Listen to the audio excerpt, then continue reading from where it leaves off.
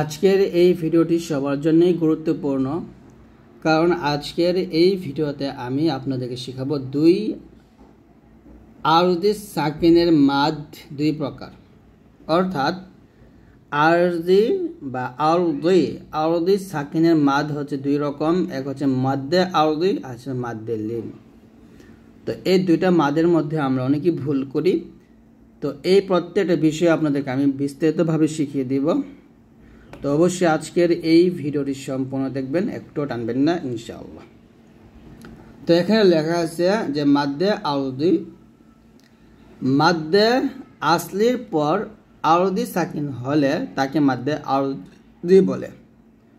মাদ্দে আরজি মানে হচ্ছে আমরা মাদ্দে আরজি যে বলি ওইটা আর কি। হুকুম মাদ্দে আরজিকে অর্থাৎ 3 আলিফ পরিমাণ টেনে পড়তে হয়, অর্থাৎ 2 আলিফ পরিমাণও টেনে পড়া যায় এবং 1 আলিফ টেনে পড়া যায়, তবে 3 আলিফ টেনে পড়াটাই উত্তম। এখানে বলা হয়েছে যে মধ্যে আরজি যে মাত্রা সেটা 3 আলিফ পরিমাণ টেনে পড়তে হয়, কিন্তু আপনি চাইলে 2 আলিফও টানতে পারেন এবং 1 আলিফও টানতে পারেন, অর্থের পরিবর্তন হবে না। যদি না টানেন তাহলেই অর্থের পরিবর্তন ঘটবে। টানতে হবে, এটা হচ্ছে আসল বিষয়, তবে 3 আলিফ টানাটা হচ্ছে উত্তম। এখন হচ্ছে মধ্যে আরজিটা কিভাবে চিনব, যেমন এখানে দেখুন রব আজবর রব বা লাম জের বিল, রব বিল আইন খারা জবর আ, রব বিল আলাম জবর লা, রব বিল আলা মিম ইয়াজের মি নুন জবর না, রব বিল আলামিনা। এইখানে আছে আলামিনা আছে। তো এই যে মিম ইয়াজের মি, জেরের পর ইয়া সাকিন, এটা হচ্ছে মাদের হরফ। আমরা শিখছি জবরের পর খালি আলিফ এরকম, জেরের পর এই যে ইয়া সাকিন আর পেশের পর এই যে ওয়াও সাকিন আসলে এইগুলো মাদের হরফ বা মাদ্দে আসলি হয় বা মাদ্দে তবাই হয়। তো এই মাদের হরফের পরের হরফ তারপরে যদি ওয়াকফ আসে, মাদের হরফের পরের হরফে যদি ওয়াকফ আসে এবং সেইখানে যদি ওয়াকফ ধরি তাহলে তাকে বলা হবে মধ্যে আরজি বা মাদ্দে আরজি বলা হবে।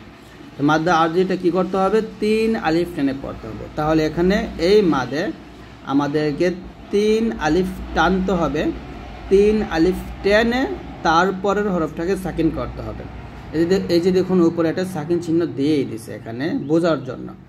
যদি আমরা ওয়াকফ ধরে পড়ি তাহলে হবে রব্বিল আলামিন, এরকম। আল আজিজুল গফফার, এখানে জবর পর খালি আলিফ, এটা মাদ, গফফারও লেখা আছে।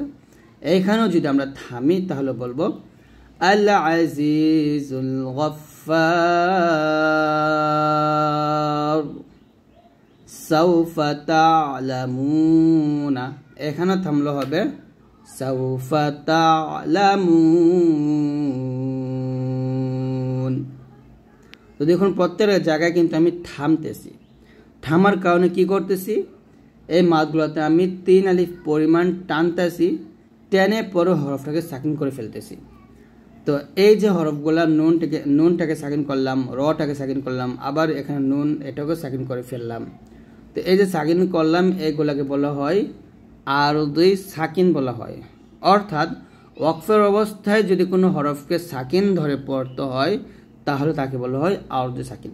তো লক্ষ্য করুন যে এখানে আছে তা'লামুনা, থামলো হবে তা'লামুন।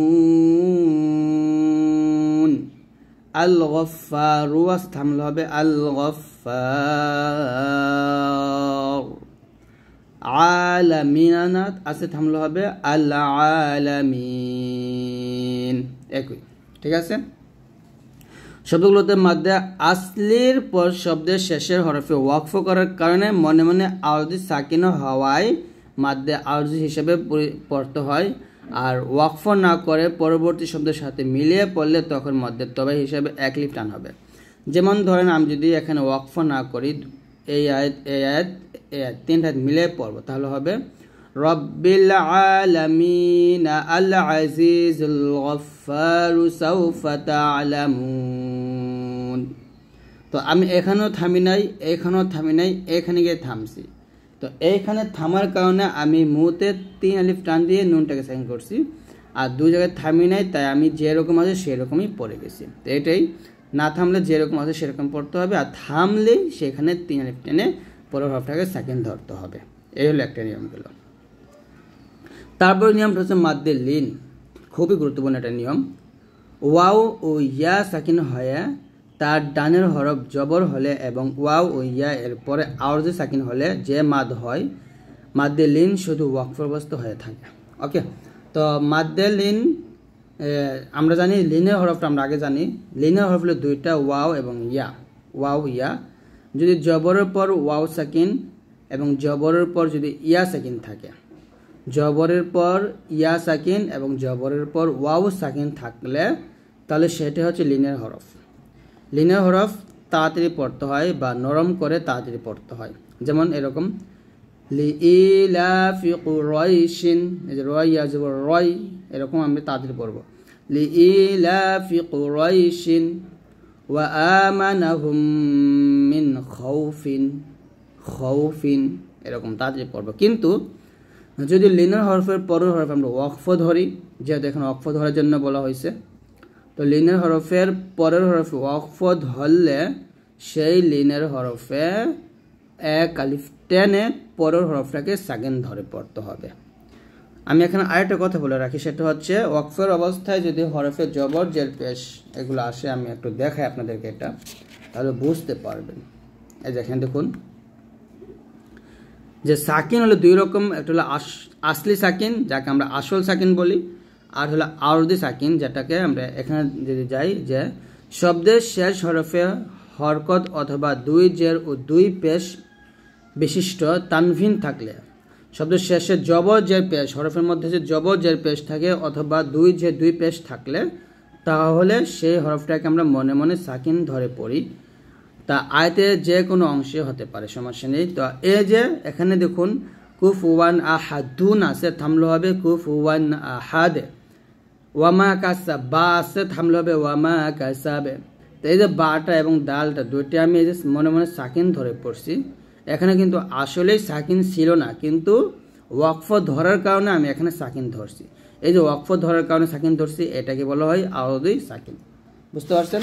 তো এইখানেও আমাদের কি হয়েছে, এই শিনটা থেকে শিনে গিয়ে আমরা সাকিন ধরবো ওয়াকফ ধরার কারণে, তো এই শিনটা কি হয়ে যাবে, তখন এটা আরদি সাকিন হয়ে যাবে। যেমন এখানে আছে লিইলাফি কুরাইশিন, যদি থামি তাহলে বলতে হবে লিইলাফি কুরাইশ